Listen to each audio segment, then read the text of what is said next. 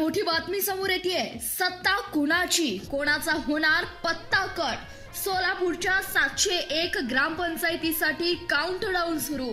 पालकमंत्र्यांची मोठी घोषणा। एप्रिलमध्ये सोलापुरात रंगणार गावगाड्याचं राजकारण।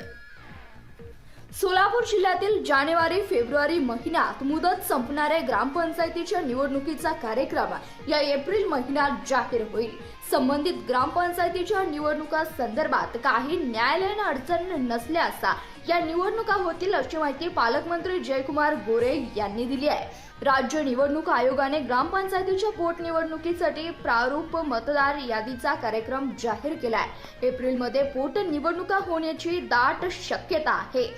सोलापूर जिल्ह्यातील असलेल्या एकूण 1140 पैकी 701 ग्रामपंचायतीची मुदत संपत आहे। त्यामुळे प्रशासक नेमण्याची प्रक्रिया सुरू केली जाणार आहे। परंतु प्रशासक नेमण्यावरच सर्वोच्च न्यायालयात याचिका दाखल झाली आहे। मुख्यमंत्री देवेंद्र फडणवीस यांनी सरपंच निवडणुकीसाठी आणलेली जनतेतून सरपंच ही पद्धत याही निवडणुकीत वापरली जाणार आहे। सरपंच पदासाठी आरक्षण सोडत निघाले असून आता प्रभाग रचनेची आरक्षण निश्चिती सुनावणी त्यानंतर निवडणूक कार्यक्रम होणार आहे। तर वेगवेगळ्या कारणास्तव अपात्र झालेल्या व निधन झालेल्या सरपंच ग्रामपंचायत सदस्य पदांच्या पोटनिवडणुका घेण्याचा आदेश राज्य निवडणूक आयोगाने दिले आहे। या निवडणुकीसाठी आवश्यक असलेली प्रभाग निहाय मतदार यादीचा कार्यक्रम जाहीर झालाय।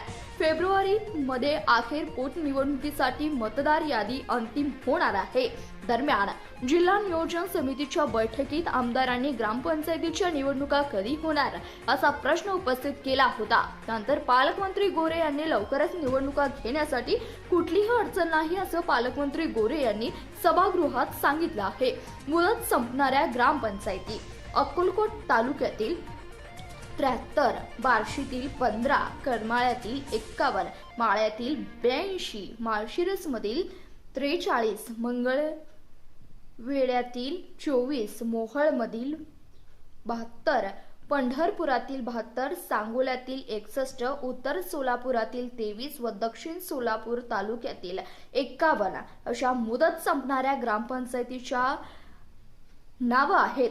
फेब्रुवारीमध्ये अखेर या ग्रामपंचायतीची मुदत संपणार आहे। तर आता सर्वांच्या नजरा लागून राहिल्या आहेत त्या ग्रामपंचायत निवडणुकीकडे। यासाठी राजकीय अपडेट्स पाहण्यासाठी पाहत रहा CBS न्यूज मराठी।